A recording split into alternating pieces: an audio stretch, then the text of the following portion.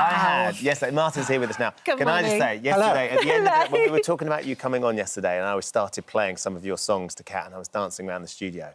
They are just so emotive for me as a kid of the 80s. That sort of just brings back so many amazing memories. All the more now, there's sort of that push for nostalgia in the 80s as well. It's just even more vibrant than it ever was. Well, the band started in the early 1980s, and we wanted to be as flamboyant as all those other bands. Like Human League, you know, Culture Club, Dexys, Duran Duran. There were so many great bands around at the time. But we always wanted to make music that people would dance to. But through the tears. Yeah. Well, that was so much of it back then was also the look. We had Martin Kemp in not too long ago. Yeah. And he was talking about it and saying that it was like seeing the world in Technicolor. Yes. That was what he said, wasn't it? Absolutely. It was like this moment Visceral where it was thing. kind of fashion met the Limelight Club, and everybody wanted to have a real kind of image to go through. Was that something you deliberately cultivated? I always thought the British film industry had shrunk, but there were always these very charismatic characters. If you went to a nightclub in the early 80s. So when you look at Boy George or Annie Lennox or George Michael, these are stars, you know. And everybody went into pop music. And I remember, you know, you'd jump on a plane to New York and it'd be full of English pop stars, British pop stars going out to the States to conquer America. You know, it was a big... kind of combination of things, and we'd had the 70s where people had leather trousers and rock and roll. We were the 80s. We were kind of, like you say, bringing up you know, everything into the bag, you know, from cinema, from all those jumble sales we used to go to, the clothes and colour experience. And Martin's mum used to make his own clothes as well. It was all homemade. Maybe not now, but... Martin's mum didn't put a zip in the trousers, though, so you couldn't go to the loo. Is that the secret of his success? Yeah. That's why he hopped around stage so lively. You're going on tour, and you've got this extraordinary... it's Lexicon of Life. I'm going to try and hold this up because it's enormous, and then I'm going to open it. I can't lift it. It's too heavy for me. It's enormous. And it's not just an autobiography. No. It's way more than that. You've got... To explain what's in here, well, Martin. I was asked to write a book, so I started writing about my life story, a lot of my adventures through 40 years in pop music. And then I started recording some new songs with acoustic guitars and piano. But with the book, if I can show you, I wanted it to be dressed like me in gold Savile fabric. I have a tuxedo like that. Pick it up. Ladies and gentlemen. And also, Andy Richardson, the guy that was putting the book together for me, said it would be great for the fans to have a facsimile of the old lyric book, because I'm a lyricist and a songwriter. Yeah. And songs never emerge in whole, you know. You kind of rewrite them about 20 times, and in this book you get The Look of Love and Poison Arrow and all the lyrics and stuff like that. Yeah. Like a printed Because you version. actually saw Kurt Cobain's book and you were like, I want to do something creative with it. Kurt Cobain, I love Nirvana, even though we were from the 80s. You played the Look of Love video earlier. Yeah. I thought to myself, when Nirvana came through, Kurt Cobain would never wear a straw bow tie and a candy stripe blazer.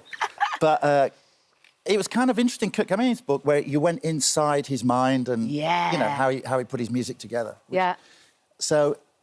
I mean, songwriting's such a kind of... You and Andy Warhol. Oh, yeah. Amazing. He was a young man. I mean, can you see that? I mean, the people you met, the experiences you had. David Bowie for Look of Love. You just mentioned Look of Love. We were in a studio, Tony Visconti's studio in Dean Street. We had one hit record, I think, Poison Arrow. Yeah. We go in to record The Look of Love, and Tony Visconti produced all the David Bowie records. Yeah. And David Bowie was around the corner and he came to visit his friend. So, you know, for a fledgling band from the Dole Queue in Sheffield to be there and look over your shoulder and there's the great man himself. But what was cool was he stuck around. He liked the vibe and the atmosphere in the studio and made a few suggestions. Did he? And we all tried to be as well-behaved as we possibly could. And Look of Love Look of Love became this huge hit globally as well, across the Atlantic. I mean, that was massive. And Japan, too.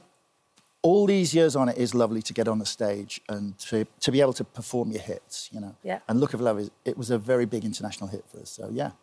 The crowd get to sing the lyrics, and I'm very thankful for that, yeah. And you're doing an intimate evening with... Now, you did the orchestra, of course, which was like a big kind of production. Yeah. And now you're kind of scaling back with the release of the autobiography as well. And it's very intimate. Well, from the book, I realised it would be great to kind of go out and meet the fans, basically. So we're going to play about 5 shows a week through October, November, and again in May, June, in a town near you, or in a village near you. So, you know, we're going to be within 10 metres of everybody in the UK. Play a lot of shows with piano. And I get to talk about my adventures and misadventures and my life as a songwriter with ABC, but also get to meet the fans and sing a couple of songs. Yeah, the pianist and the guitarist, Pete and Ryan will be there, so we're going to have some fun. Is the Tux coming, though? I'm a little bit disappointed the Tux isn't on today, I'm going to be honest. He looks so dapper, It's daytime Tux. But, yeah, I mean, in ABC, there's always... I had the gold lame suit many years ago, so these days it's tuxedo. Yeah. And whose idea was this? Was it you went to William Hunt on Savile Row? Yeah, Willie Hunt's a very good friend of mine, yeah. And he said, I've got the fabric, you know, let's wrap the book in it. The book should be dressed the same as me, really. Yeah, for sure. Every author should dress like their book. It's true. It is unbelievable. The tour came out of the book, so we're really looking forward to getting out on the road and doing that. Yeah. It's really fabulous. In October and November. Well, look, thank you so much for coming and sharing. This is something really extraordinary, special. It is. Any 80s fan, any ABC Limited fan, edition, collector's item. Well. It really will be. Amazing. Thank you for coming in and sharing it with us. Thank you. Lovely to meet you. Cheers, guys. Martin's tour, ABC An Intimate Evening with Martin Fry, kicks off at Carnegie Hall, Workington, on October the 9th. Tickets are available now. And his autobiography, The Lexicon of Life, is available to pre-order now too. Thank you for visiting our This Morning YouTube channel. We upload new content every day, so go ahead and hit that subscribe button so you don't miss out, and we'll see you in the morning.